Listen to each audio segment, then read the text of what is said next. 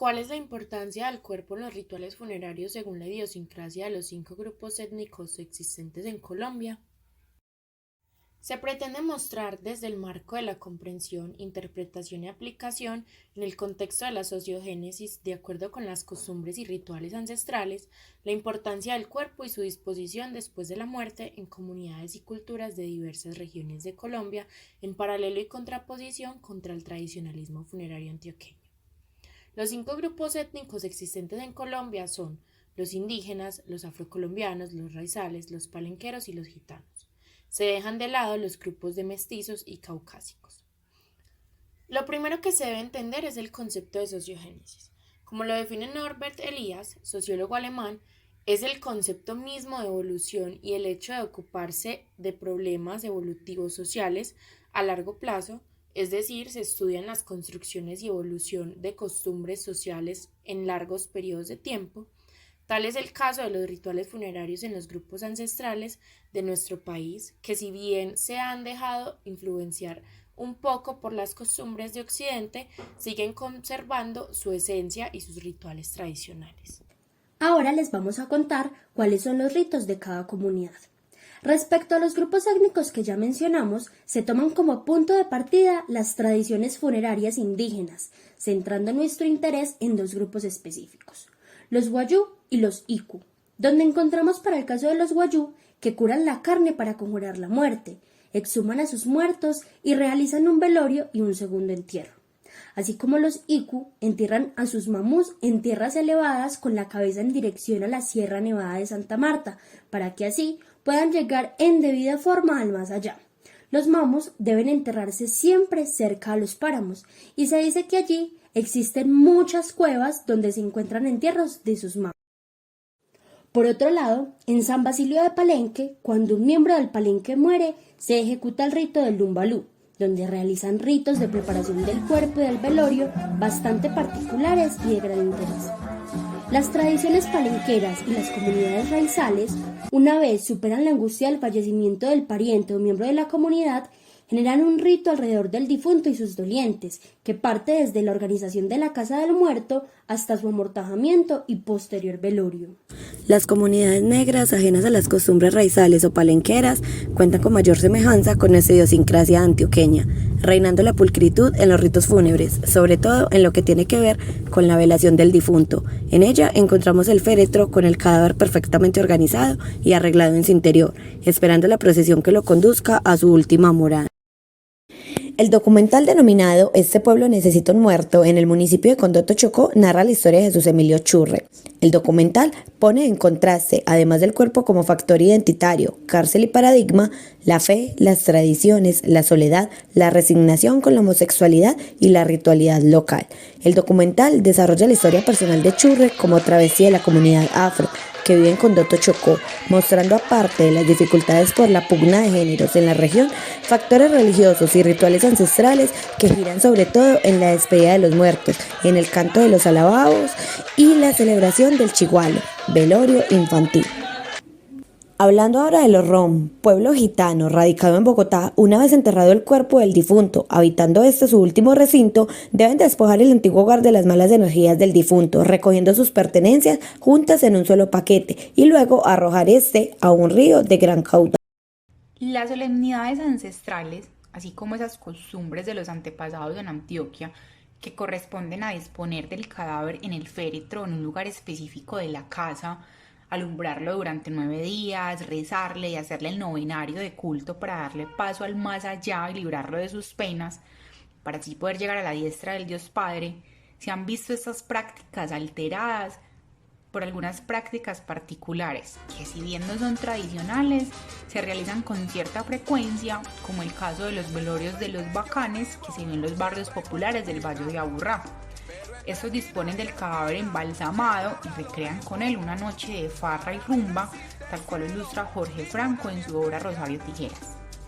Ahora resaltemos algunos conceptos que son muy importantes para poder entender y contextualizarnos, como son ritos, funerales, tribu, muerte, palenqueros, wayuu, icú, raizales, comunidades negras y gitanos rom. ¿Qué se entiende por ritual? El ritual constituye en su denotación una percepción simbólica. El símbolo es una palabra que viene del griego símbolon. Anteriormente, originalmente, significaba reconocimiento o una contraseña entre gente hospitalaria. Esto nos da a entender que un ritual es por consiguiente un símbolo, una forma particular de reconocimiento entre un grupo de individuos. Los hogares de los diferentes grupos sociales en el mundo cuentan con formas determinadas de estar en el mundo. Los rituales pueden ser técnicas simbólicas de instalación en un hogar. Los ritos transforman el estar en el mundo por un estar en casa. Hacen que el mundo sea un lugar confiable. Son en el tiempo lo que una vivienda es en el espacio. Hacen habitable el tiempo. Es más, hacen que se pueda celebrar el tiempo igual que se festeja la instalación en una casa. Dan un ordenamiento y un acondicionamiento al tiempo. Antes de hablar del funeral, se hace necesario esclarecer el tema de la muerte.